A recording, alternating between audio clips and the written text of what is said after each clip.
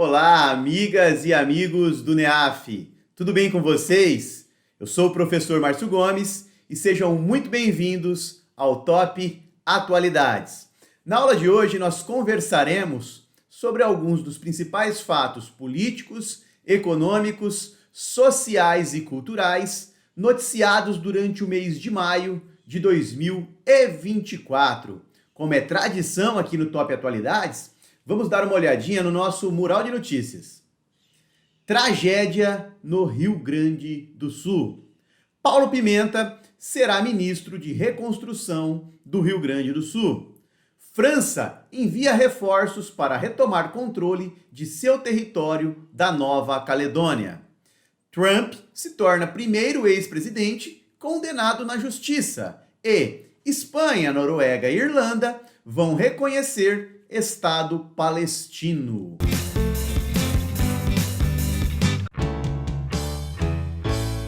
Bom, a notícia de maior impacto na sociedade brasileira durante o mês de maio de 2024 foi a grande tragédia climática no Rio Grande do Sul. A ideia é um tema assim amplo, com N possibilidades de abordagem. Então vamos entender um pouquinho o que aconteceu e listar alguns dos principais impactos, ok?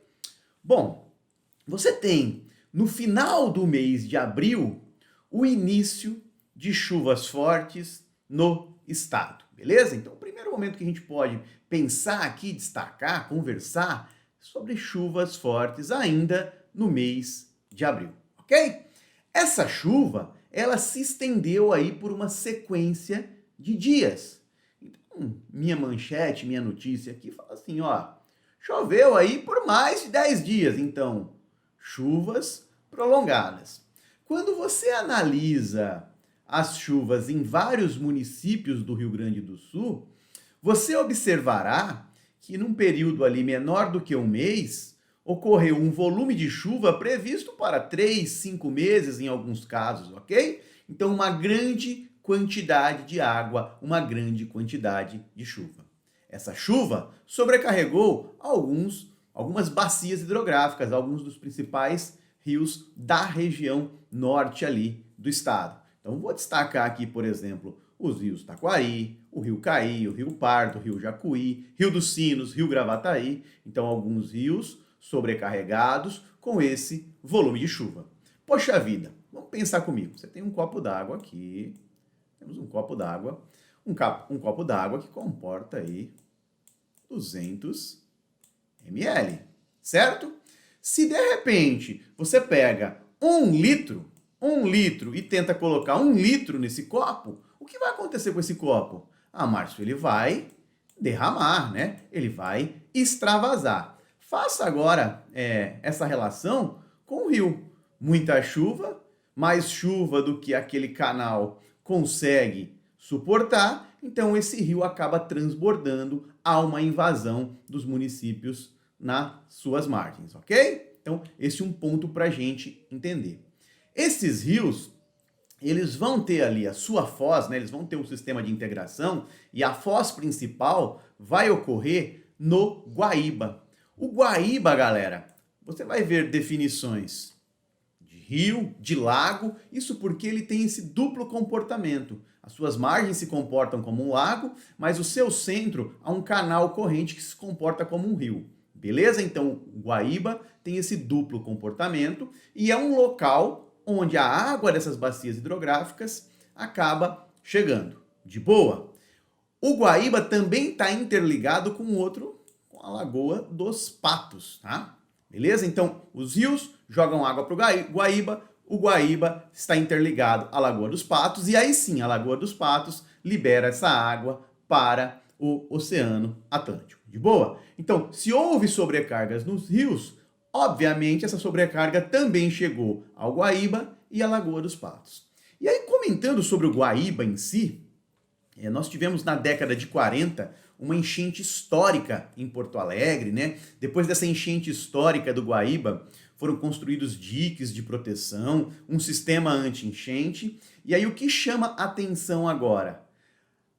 o nível da água nesse episódio de maio ultrapassou aquele recorde histórico dos anos 40. Então o Guaíba atingiu ali um nível de 5,33 metros, tá? Lembrando que a sua cota de inundação é de 3 metros. Então, cota de inundação, 3 metros. Ele chegou a 5,33 metros. Então, aqui é só uma análise descritiva, né, do fenômeno que aconteceu no Rio Grande do Sul. Mas vamos entender um pouquinho melhor as coisas. Vamos focar agora em Porto Alegre. Porto Alegre, nas margens do Guaíba. Porto Alegre, uma região plana, de boa, relevo plano, e Porto Alegre está mais ou menos a 10 metros de altitude, ou seja, 10 metros acima do nível do mar. E aqui eu tenho toda uma rede hidrográfica. Observem os rios. Esses rios vão aqui chegar em um ponto comum e, a partir desse ponto comum, que é o delta do Jacuí, eles vão entrar no Lago Guaíba. E aí, se eu tenho muita água ingressando no Lago Guaíba e essa água não consegue sair no mesmo volume de entrada, você vai ter o extravasamento. E aí municípios nas margens do Guaíba acabam sendo afetados por essa inundação, beleza? Depois que a água passa pelo Guaíba, ela ingressa na Lagoa dos Patos. E aí nós tivemos um fenômeno que dificultou a saída também dessa água da Lagoa dos Patos, retardou essa saída. Primeiro que o ponto de passagem da Lagoa dos Patos para o Oceano Atlântico já é um ponto estreito. Então considerem que esse ponto é estreito e mais um fenômeno, ventos nesse sentido. Ventos do Oceano Atlântico em direção ao continente. Esses ventos diminuíam a capacidade da água, extravasar, deixar a Lagoa dos Patos e ir em direção ao Oceano Atlântico. Certo? Aqui um pouquinho do esquema numa projeção maior, né? Então, Rio Jacuí deságua no Guaíba, Porto Alegre está nas margens do Guaíba, a água do Guaíba passa para a Lagoa dos Patos e aí a gente tem um ponto aqui de interligação com o Oceano Atlântico. Imagine então ventos nessa direção que dificultavam a saída dessa água. Beleza? Conversamos então sobre esse ponto. Agora vamos entender a partir de imagens de satélite. Porque o Márcio acompanhava pela imprensa, pelo noticiário, né, redes sociais, o que acontecia no Rio Grande do Sul. E eu sou geógrafo, né, de formação, e pensei, falei, vou baixar umas imagens de satélite, né, atuais para entender realmente qual o tamanho, né, do impacto. E aí, ele, na minha percepção, era muito maior do que o que estava sendo apresentado aí por todos. Aqui uma imagem antes do evento, tá? Antes do desastre. Uma imagem do dia 21 de abril. Então temos aqui, ó, a região do Guaíba, o delta do Jacuí, Porto Alegre. Observem bem Eldorado do Sul, que é um município que ficou praticamente todo submerso aqui nesse evento, né? Bom, vamos lá. De boa? Observamos a imagem 21 de abril de 2024? Olha a imagem pós-evento. Caramba, é bom que ficou desenhado, né, o meu ponto. Olha Eldorado aqui. Olha Eldorado. Então, a área, agora numa outra escala. Observem Porto Alegre, Guaíba, certo? E essa região. Olha a diferença. Vamos voltar? Ó. Um grande impacto aí no Rio Grande do Sul. Agora vamos observar isso em números, né? Esses números podem variar de acordo com a fonte, tá? Um pouquinho para lá, um pouquinho para cá. Eu não quero que você foque no número exato, mas que entenda a partir do número a dimensão do impacto. Então vamos lá, 435 de 497 municípios foram atingidos pelo desastre climático. Óbvio que uns com maior intensidade, outros com menor intensidade, mas um grande número de municípios atingidos aí por chuvas intensas. 2,5 milhões de pessoas diretamente prejudicadas. 172 mortes, e esses números devem ser atualizados, então vou colocar até um asterisco aqui, ó. 172 pessoas mortas, pelo menos. Praticamente aí 700 mil pessoas expulsas de casa, né? número, mais de 600 mil pessoas expulsas de casa, é um outro número que demonstra a magnitude do fenômeno. Casos de leptospirose, uma doença transmitida por xixi de rato, e quando há inundação, esse xixi fica ali na água. Se existir contato com uma ferida, né, na pele de uma pessoa, há possibilidade de transmissão da leptospirose. A leptospirose tem aí uma representativa taxa de mortalidade. Então, casos de leptospirose chamaram a atenção, a banca pode explorar isso. Olha, com o evento no Rio, você sabe tudo sobre o Rio Grande do Sul, sobre o que aconteceu. Aí a banca vem e pergunta: olha, uma doença, casos de uma doença aí, uma doença que uma doença que não é habitual, ocorreram no Rio Grande do Sul, levando à morte de tantas pessoas. Qual o nome dessa doença? Então, leptospirose. De boa? Teve o caramelo, que virou símbolo de resistência. É uma imagem que circulou as redes de um cavalo, depois descobriram que era uma égua, na verdade, né? No telhado de uma casa, ilhado. Então, uma grande mobilização para salvar o caramelo. E aí depois muita gente falou assim, muito destaque, é um cavalo, mas ele acabou virando um símbolo aí de resistência nesse evento climático do Rio Grande do Sul. Estradas bloqueadas em diversas regiões, pessoas ilhadas, o aeroporto Salgado Filho, o Porto Internacional, foi fechado. E aí é um ponto positivo, né? E a gente começa a renovar a esperança no brasileiro, né? Uma grande mobilização nacional para arrecadar aí doações e enviar ao Rio Grande do Sul. Então, aí um fato muito positivo que mostra essa união, mesmo em tempos de polarização, em tempos aí de discurso de ódio de ambas as partes, nós tivemos ali uma sinergia para promover essas doações nacionais. Tá? E aí algo também que, se a gente acredita quando observa as doações, algo que nos deixa muito triste. Em meio àquela tragédia ali, vários episódios de saques, até mesmo de violência sexual em abrigos. E aí são essa balança que a gente não entende muito bem as coisas, né?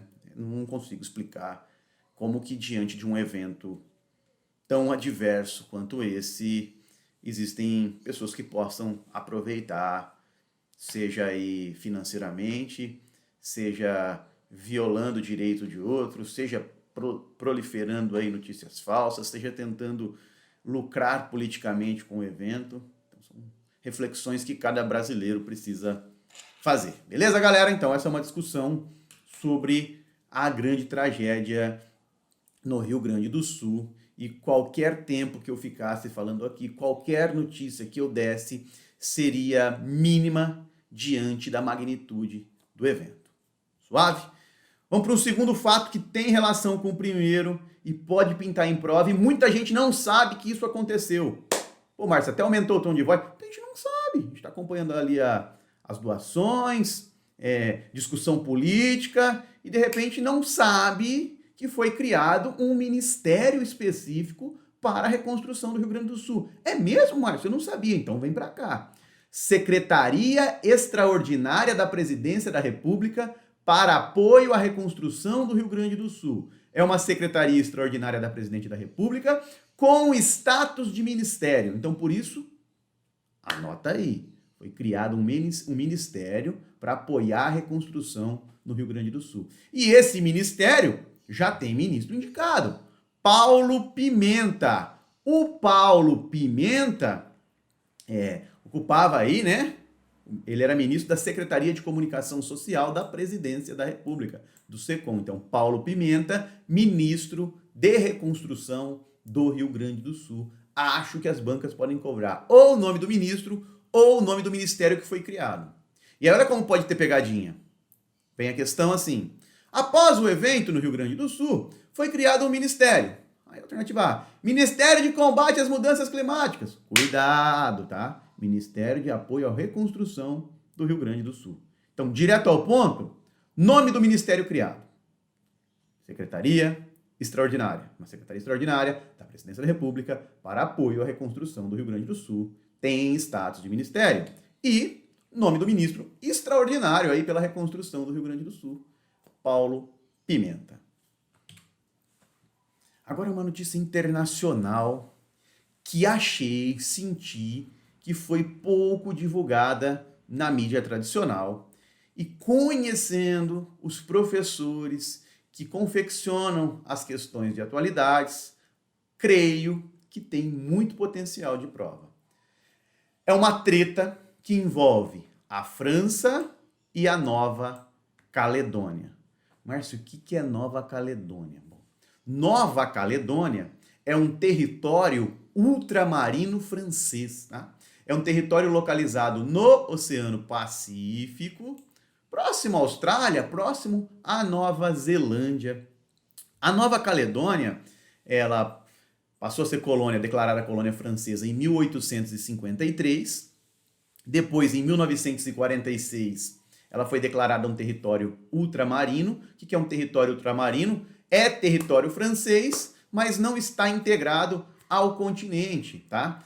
Os territórios ultramarinos geralmente são esses arquipélagos, os conjuntos de ilha. Então, Nova Caledônia é um território ultramarino francês. É França, né, Márcio?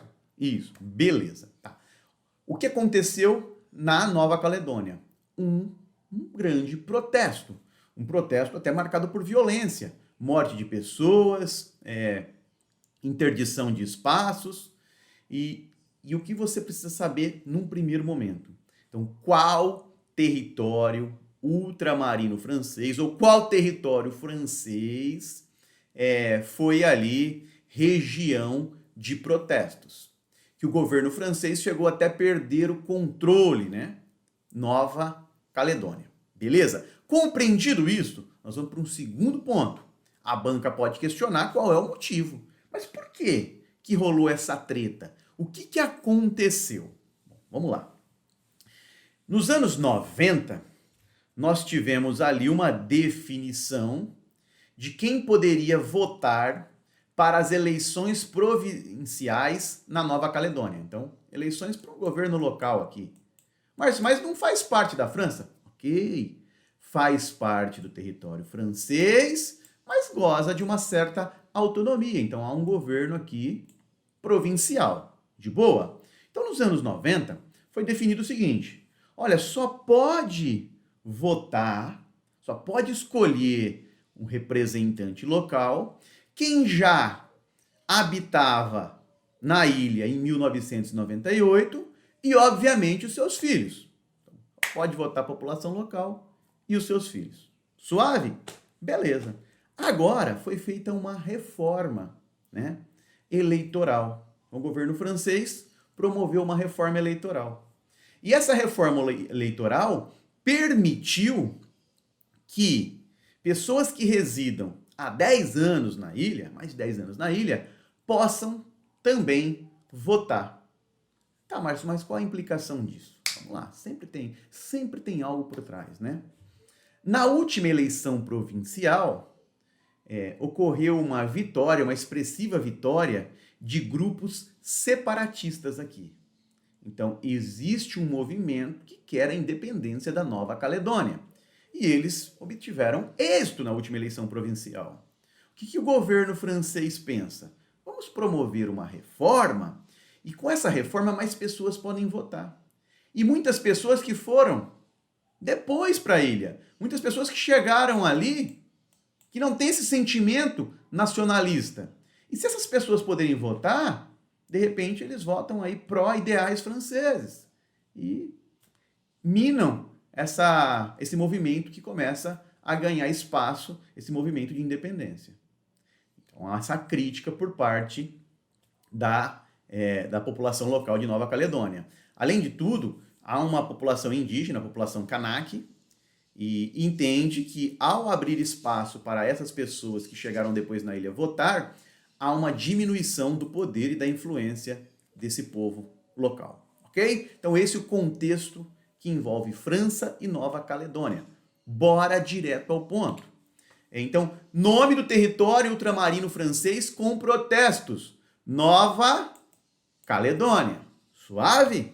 Tá, Márcio? Motivo dos protestos. Uma reforma constitucional, uma reforma que mexe com o sistema eleitoral, que altera quem pode participar das eleições provinciais, que abre espaço para mais pessoas votarem. E aí grupos pró-independência entendem, ó, é uma mudança pela qual a França tenta aumentar o seu domínio. E os líderes locais temem que a população indígena tradicional perca poder com essa chegada cada vez maior de pessoas na ilha. Suave? Tranquilos? Notícia grande também, hein? Galera, o Top Atualidades de maio tá forte aí quando você pensa em provas. Só notícia grande. Donald Trump, ex-presidente dos Estados Unidos, né?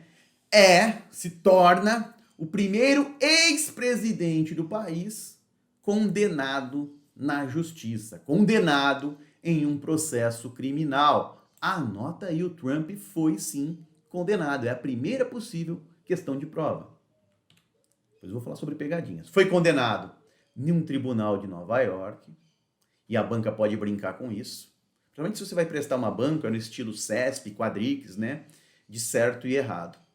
Aí tem uma notinha para você avaliar. Donald Trump foi condenado pela Suprema Corte. Cuidado!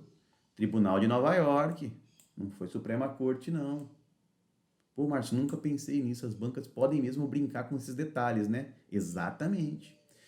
Ele foi considerado culpado aí em 34 acusações criminais sobre falsificação de registros comerciais. Cuidado aqui. Muita gente acha que o Trump foi condenado por conta da invasão do Capitólio. Lembram do caso? Quando o Trump perdeu a eleição para o Joe Biden, apoiadores de Donald Trump invadiram o Capitólio. E a partir de então existem aí diversas pessoas sendo processadas e condenadas. Cuidado! A condenação do Trump não tem nada a ver com o episódio do Capitólio. É uma condenação por conta da falsificação de registros comerciais. E aí vamos para alguns detalhes. Olha só o que aconteceu. Olha como se deu essa fraude fiscal, que aí a coisa vai ficando mais complexa. Existe uma mulher, Stormy Daniels, vou anotar o nome dela aqui, ó, Stormy Daniels. Ela é atriz de filmes adultos e no ano de 2016 teria ocorrido um envolvimento ali entre Donald Trump e Stormy Daniels, tá? Lá em 2006. Ok.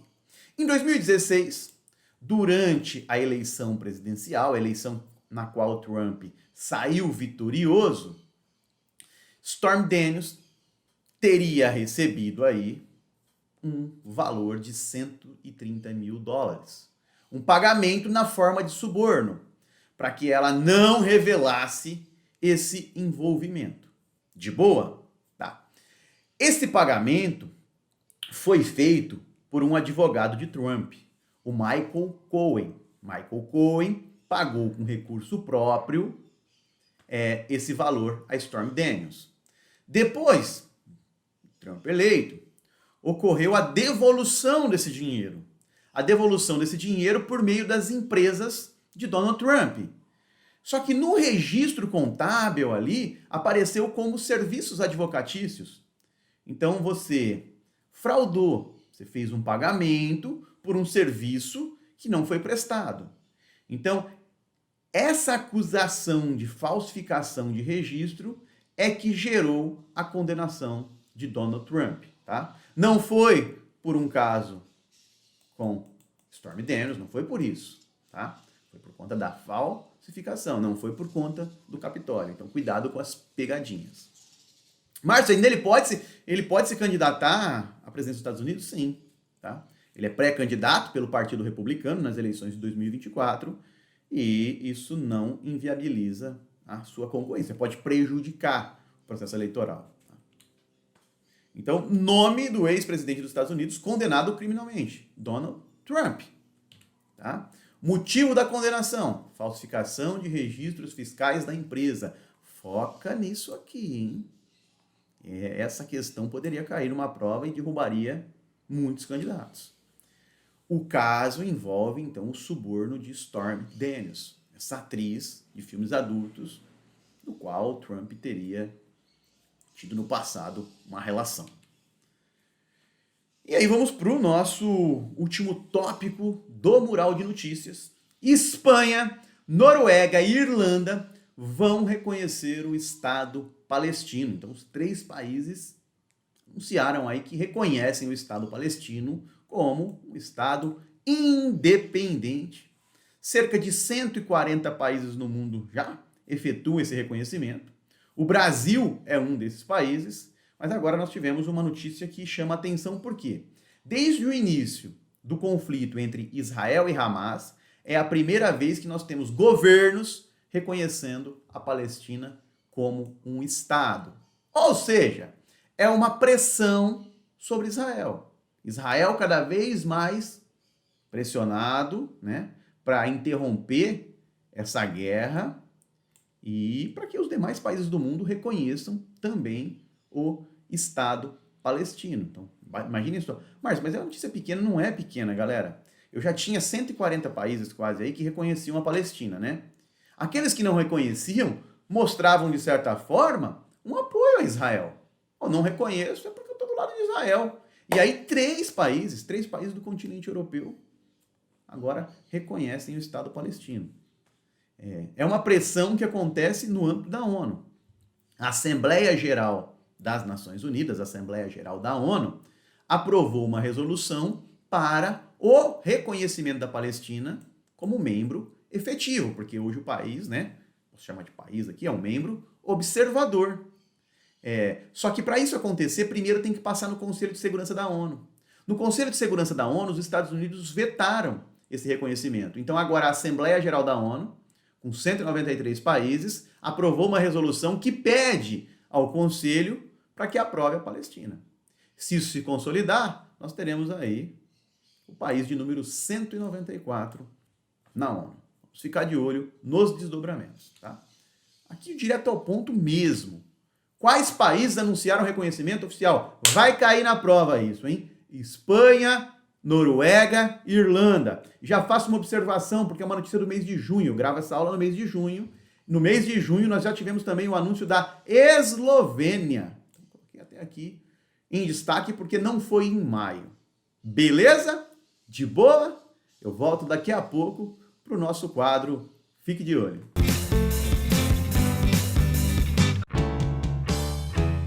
Galera, vamos agora para o nosso quadro Fique de Olho. Bom, a primeira notícia do Fique de Olho é: Peru classifica transexualidade como doença mental, tema que deve aparecer em prova, tema que gerou polêmica. O que acontece? Um documento emitido pelo Ministério da Saúde do Peru atualizou, né, as regras que orientam planos de saúde sobre tratamento a serem oferecidos, tá? Bom, então, Márcio, deixa eu ver se eu entendi. O Ministério da Saúde elaborou um documento. Esse documento orienta ali quais são os tratamentos que devem ser oferecidos na rede pública e privada de saúde. Perfeito. Nesse documento, a transexualidade foi inserida como uma doença mental, ou seja, uma doença que deve receber tratamento, deve ter esse tratamento oferecido pela rede pública e privada. Essa é uma grande discussão, porque desde 2019, a Organização Mundial da Saúde retirou a transexualidade de qualquer relação com doença mental. E agora o Peru vem com esse anúncio. Grupos LGBTQIA+, criticaram a medida e afirmam que ela tem aí um caráter preconceituoso e, além de tudo, abre espaço para terapias de reorientação sexual. Então, uma grande crítica de grupos de direitos humanos, grupos LGBTQIA+. No entanto, o governo peruano diz o seguinte: não, é que esse decreto garante um atendimento, aí, uma cobertura da saúde mental completa de pessoas trans. Tema, no mínimo, polêmico. Beleza, galera? Segundo ponto, que também deve pintar em prova. o presidente do Irã, Ebrahim Raisi, morreu em uma queda de helicóptero. O Raisi foi eleito em 2021, ficaria no cargo até 2025, era a segunda pessoa mais importante ou mais poderosa do Irã, só atrás do Ayatollah, o Ali Khamenei. O Ali Khamenei é um líder supremo do país, é um líder, ele está acima do presidente na política, é um líder político e religioso, tá? E em segundo lugar vinha o presidente, o Ebrahim Raisi, muito alinhado ao Khamenei e até cogitado para ser, né, após a morte do Khamenei, o líder supremo do Irã. O Ali Khamenei está no poder, né, está na função desde 1989. O helicóptero voltava de uma inauguração de uma represa na fronteira com o Azerbaijão, e aí condições climáticas adversas, né, uma região montanhosa, contribuíram para a queda desse helicóptero. O que a banca deve cobrar? Nome do país, né, do presidente, não creio muito, não que seja descartado, mas como é um nome fora da língua portuguesa, às vezes as bancas preferem questionar o presidente de qual país, né? Então, o presidente do Irã morreu após a queda de um helicóptero. Cuidado com outros elementos. Como o Irã possui aí um protagonismo político, militar, rolou um atrito agora recente com Israel, as bancas podem afirmar que o Ebrahim Raisi foi morto num disparo de míssil israelense. Tem nada disso. A banca ainda pode ser aí um pouquinho mais sacana, se é que posso usar esse termo, e afirmar que morreu na queda de um helicóptero que foi atingido por alguma coisa. Em área de guerra também não. Queda de helicóptero ocorreu numa área montanhosa em condições adversas, né, do clima. Isso é o que apontam as autoridades iranianas. Suave? Se morrer um presidente aqui, lá no Reino Unido nós teremos eleições antecipadas. O primeiro-ministro antecipou as eleições. Só lembrando que quando a gente fala em Reino Unido, o Reino Unido é composto pela Inglaterra, País de Gales, né, Escócia e Irlanda do Norte. O Reino Unido possui um rei, né, o rei Charles. No entanto, ele é um chefe de Estado. A grande função de governo é executada pelo parlamento, pelo primeiro-ministro. O atual primeiro-ministro é o Rishi Sunak, eu nunca sei se pronuncio certo, e ele anunciou a dissolução do parlamento e eleições antecipadas. As eleições estavam previstas para 2025 e agora ocorrerão no dia 4 de julho. Por quê, Márcio? Alguma treta, algum conflito? Por incrível que pareça, não. Porque o Reino Unido teve aí os últimos 2 anos muito conturbados, né? Praticamente 4 primeiros ministros em 2 anos. Nós tivemos a Theresa May, o Boris Johnson, a Liz Truss e agora o Rishi Sunak, num período de 2 anos, aí 4 primeiros ministros. Mais uma antecipação de eleições. É que os dados econômicos do Reino Unido estão aí positivos no momento. Comparado com essa histórico recente, são dados econômicos positivos. E não há uma grande expectativa de melhoria nos próximos meses. Então, o Partido Conservador, quer aproveitar esse momento favorável do governo, esse momento favorável da economia, para promover as eleições. Isso ajudaria a conquistar uma maioria no parlamento. Eu digo, sempre tem um porquê, né? Bom, enquanto isso, essa notícia aqui lógico, não era para rir, mas no começo eu achei engraçado, né? Coreia do Norte envia balões com lixo e fezes para a Coreia do Sul. Galera, lá na Ásia nós temos a Coreia do Norte, a Coreia do Sul. Essa divisão acontece aí ali no âmbito de finalização da Segunda Guerra e início da Guerra Fria. Essas regiões foram divididas, uma parte ficou sob influência da União Soviética, que é a Coreia do Norte, sobre um regime comunista. Já a fração sul ficou sob influência dos Estados Unidos e desenvolveu um sistema capitalista. Entre 1950 e 1953, Coreia do Sul e Coreia do Norte estiveram ali em conflito, em guerra direta, a Guerra da Coreia. Foi assinado um cessar-fogo e desde 2018 nós temos aí uma intensificação de provocações da Coreia do Norte, da Coreia do Sul. Bom, a mais recente é essa. Pyongyang, quando a gente fala Pyongyang, é a capital da Coreia do Norte. Disse que confirmou o envio de balões e disse que é uma retaliação a Seul. Seul, capital da Coreia do Sul. Então, Seul, Coreia do Sul, Pyongyang, Coreia do Norte. Que é uma retaliação à Coreia do Sul. Mas por que retaliação? O que a Coreia do Sul fez? Nos últimos anos, vários críticos ao regime da Coreia do Norte enviavam balões com panfletos, com informações negativas ao governo norte-coreano. Então enviava esses balões, eles chegavam até a Coreia do Norte com uma propaganda negativa do governo norte-coreano, bem como cartões, músicas K-pop. E a Coreia do Norte não gostava disso, entendia que era uma crítica, que era uma provocação. Comumente, a Coreia do Norte dispara alguns mísseis próximos à fronteira com a Coreia do Sul para provocar. Dessa vez não, balões com lixo e fezes. Chama atenção, não chama? Ó, pô, Márcio, Coreia, né? Coreia. E outro também é Coreia, né? Coreia do Sul, Coreia do Norte, né? Pensa comigo, é uma brincadeira, mas é boa para você decorar. Pensa, se falar que enviou balão com fezes, é balão com cocô. Então, de Coreia, cocô, a Coreia do Norte enviou balões com cocô.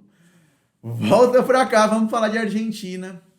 O Banco Central da Argentina reduz a taxa de juros para 40%. Caramba, Márcio, é alto, 40% ao ano. É alto, mas os números são considerados positivos por muitas pessoas. Vou explicar por quê, tá?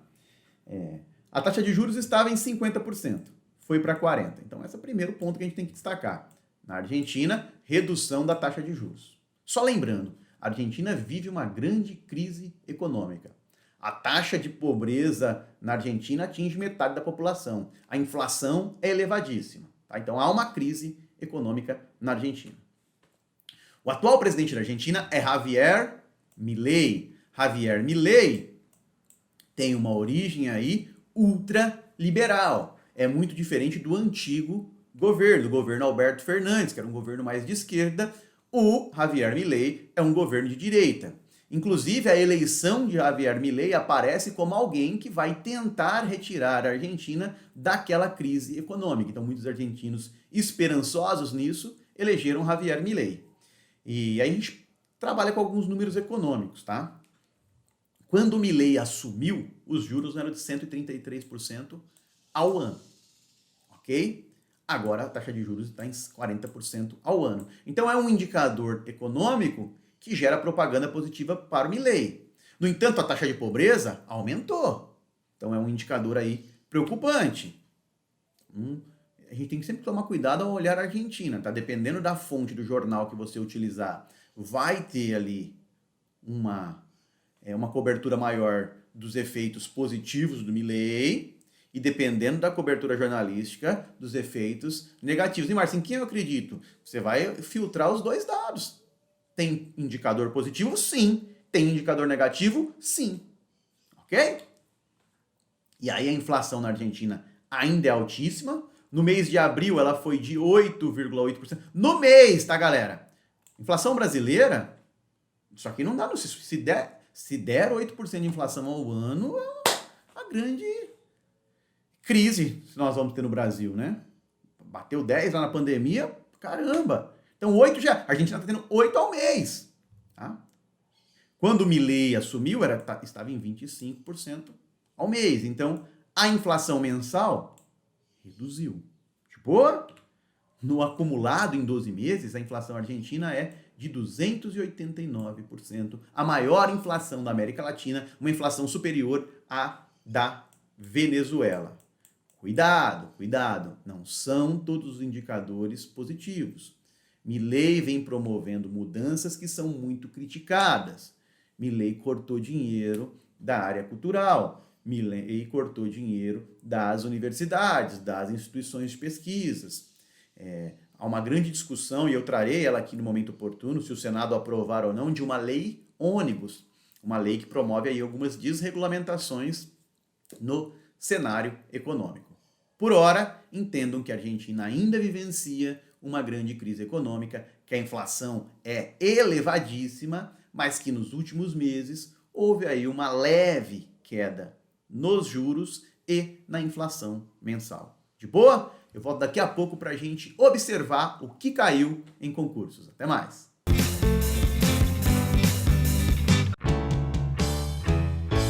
Chegamos ao terceiro e último bloco do nosso Top Atualidades.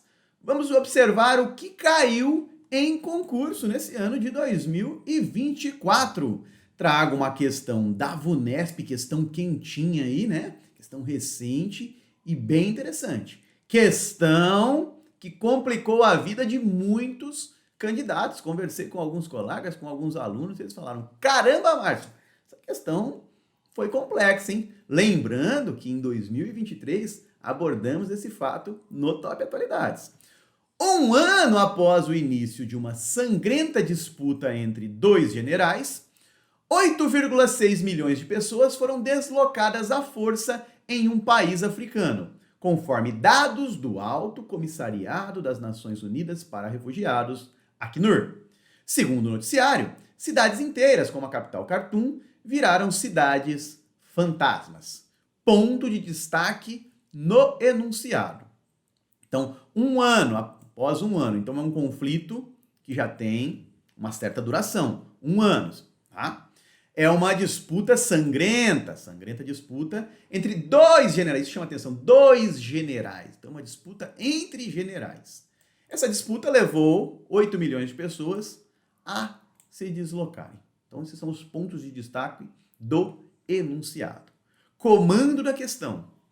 A notícia refere-se ao drama vivido pelo povo. Então é uma questão de localização, né? Quer saber em qual local da África, qual povo é afetado por esse conflito? Alternativa A, eritreu. Alternativa B, chadiano. C, catariano. D, sudanês. Ou E, centro-africano. O que você assinalaria na prova? Bom, galera, é o seguinte, esse conflito acontece no Sudão. Imagine que você tem dois generais. Um é o general que comanda as Forças Armadas Oficiais do Sudão, beleza? O nome dele, Abdel Fattah al-Burhan, lidera as forças oficiais do Sudão. E temos também no Sudão uma forte presença de um grupo paramilitar. Esse grupo é comandado pelo Hamdan Dagalo. Essas duas figuras trabalharam ali de forma articulada em 2019 para derrubar o então presidente, o al-Bashir. Então, derrubaram o presidente em 2019. Em 2021, ocorreu um golpe de Estado no Sudão e essas duas figuras, esses dois generais, atuaram também de forma conjunta. E eles prometiam, então, depois de um prazo, retornar esse poder para as mãos dos civis. Eis que no momento disso acontecer, ocorreu um atrito entre os dois. Por quê? Ficou aquela indefinição. E agora? Quem manda em quem? Quem vai ter mais poder? Resumindo, uma disputa por influência e por poder entre esses dois generais. Um das forças oficiais do Sudão, outro de um grupo paramilitar com muita força no Sudão. Diante da disputa desses generais, ocorreu ali, foi desdobrada uma guerra civil, uma guerra interna no Sudão, e essa guerra já fez com que mais de 8 milhões de pessoas se deslocassem. Há uma crise, então, uma grande crise humanitária, uma catástrofe no Sudão. E, infelizmente, o nosso noticiário mal aborda tal fato. Concordam comigo? Notícia correta, notícia alternativa D.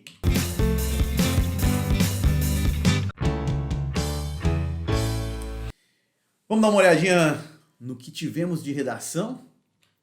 Bom, redação aí, concurso da Caixa Econômica Federal, banca Sesgran Rio, tema, eu achei o tema delicioso para trabalhar. Mobilidade urbana e desigualdade social. Como os investimentos públicos podem melhorar a qualidade de vida das pessoas nas grandes cidades. Vamos entender um pouquinho vários pontos que você poderia abordar aqui. Bom, quando a gente pensa em mobilidade urbana, se refere ao deslocamento, essa capacidade de deslocamento das pessoas nas cidades, né? E aí vamos fazer uma reflexão. No Brasil, houve um desenvolvimento urbano que privilegiou o transporte individual motorizado, né? Especialmente o carro, mas também temos as motocicletas, mas no Brasil, as cidades foram planejadas para o transporte individual. Ou planejadas, eu coloco entre aspas, né? Que nem sempre esse planejamento é bem consolidado, é bem executado, mas pensando. É só você observar o espaço que as vias de circulação de carros ocupam e o espaço que as vias para circulação de pedestre ocupam. Uma grande desproporção. Só você pensar no tanto de faixas exclusivas para ônibus que existem e o tanto de vias para carros que existem. É só você mensurar quantos quilômetros você tem de vias para carro e quantos quilômetros de trilhos você tem nesse espaço urbano. Então, as cidades brasileiras foram planejadas aí, focadas no transporte individual motorizado. Beleza? E aí a gente começa a primeira discussão sobre desigualdade com esse ponto. Quantos brasileiros não têm condição de conquistar, de comprar esse transporte motorizado individual? Então, esse planejamento, nesse primeiro momento, já exclui, ele já não é igualitário, porque essa população que não pode ter um transporte ali individual, ela não foi inserida nesse planejamento. Beleza? Vamos para uma outra discussão. Esse transporte individual motorizado, ele não tem uma grande eficiência, ele contribui para muitos engarrafamentos. Por quê? O carro ocupa um certo espaço na via e tem uma baixa capacidade de transporte. Mas um ônibus ocupa muito mais espaço, só que um ônibus transporta 40 pessoas. O carro ocupa aquele espaço e geralmente há um indivíduo no carro. Então, quando a gente privilegia o automóvel, nós temos mais veículos em circulação, uma quantidade maior de veículos em circulação, é muito veículo. E esse adensamento de veículos vai gerar aí congestionamentos. Isso já impacta a qualidade de vida. Quantas horas uma pessoa perde no trânsito? Na Grande São Paulo, por exemplo. Imagine só que essa pessoa mora na Zona Leste, tá? Ou pode ser na Zona Norte, na Zona Leste, porque os percursos são intensos ali. A pessoa mora na Zona Norte, na Zona Leste, precisa pegar o seu carro particular e aí ela vai se deslocar até a região da Barra Funda. Há um grande tempo de deslocamento, tá? Então, primeiro é essa perda de horas ali. Isso afeta a qualidade de vida, isso afeta a saúde, afeta o psicológico, ok? Aí, essa grande quantidade de carros em circulação emite ali gases que contribuem para intensificar o efeito estufa e, consequentemente, o aquecimento global. Temos essa outra questão em discussão, de sustentabilidade. Fora que a poluição promovida pelos carros vão ali atuar na qualidade do ar. E aí você abre espaço para problemas respiratórios. Entendem? O segundo ponto de discussão. Quanto mais carro em circulação, maior a probabilidade de um acidente de trânsito. Muita gente circulando, acidente de trânsito. São alguns impactos na qualidade de vida. Aí alguns podem pensar, Márcio, mas tudo bem, mas existe também o transporte público. O transporte público no Brasil, ele possui 3 grandes déficits. Primeiro déficit, quantidade. Quantidade é menos do que deveria. Temos menos transporte público do que deveria. Ok? Beleza? Então, ele é insuficiente, não atende à demanda, Temos superlotação. Segundo problema, além da quantidade insuficiente, nós temos uma qualidade insuficiente. Então há um déficit de quantidade e quando ele existe não é na qualidade desejada.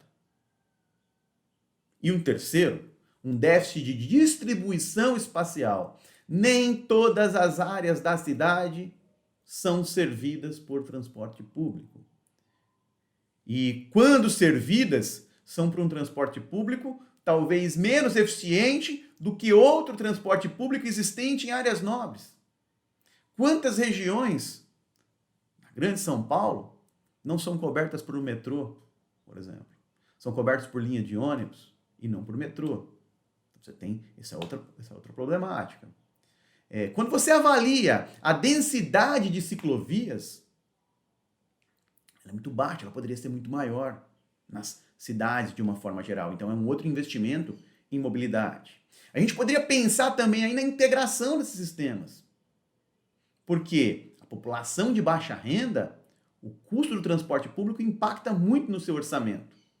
E se essa pessoa tiver que pagar 3 formas de transporte, isso amplia aí essas dificuldades financeiras, né? Mina a qualidade de vida, aumenta essa desigualdade social. Então a gente tem que discutir aí o transporte integrado.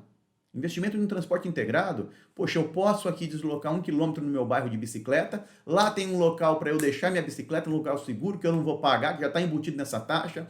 Ali eu vou ingressar de repente em um ônibus, vou ingressar em um trem, ele vai me levar até um outro ponto que eu consigo pegar. Essa articulação é importante. Se você não tem a linha direta, que a gente tenha a articulação. Então, esses investimentos, mais transporte público, em mais transporte público de qualidade, aumentando sua cobertura. Hoje, na era da informatização, a gente tem que ter aí um sistema em que a pessoa, antes de sair de casa, consiga visualizar onde está o ônibus que ela vai pegar, em quanto tempo ele vai passar no ponto. Isso diminui o tempo de espera. Na era da informatização, não dá para aceitar um serviço que não seja diferente desse. Então, atualmente, a forma como as cidades estão estruturadas, elas são marcadas aí por um caos na mobilidade urbana e por intensa desigualdade social. E aí sim entra o papel do poder público. O poder público pode atuar diretamente aí para promover esse transporte público de qualidade. Beleza? São discussões interessantes. Você poderia colocar aqui ainda a questão das ODS, de cidades sustentáveis, mas o Márcio adoraria trabalhar um tema desse de redação numa prova. Beleza, galera? Espero que vocês tenham gostado do Top Atualidades de hoje. Desejo bons estudos, muitas aprovações e até o nosso próximo encontro.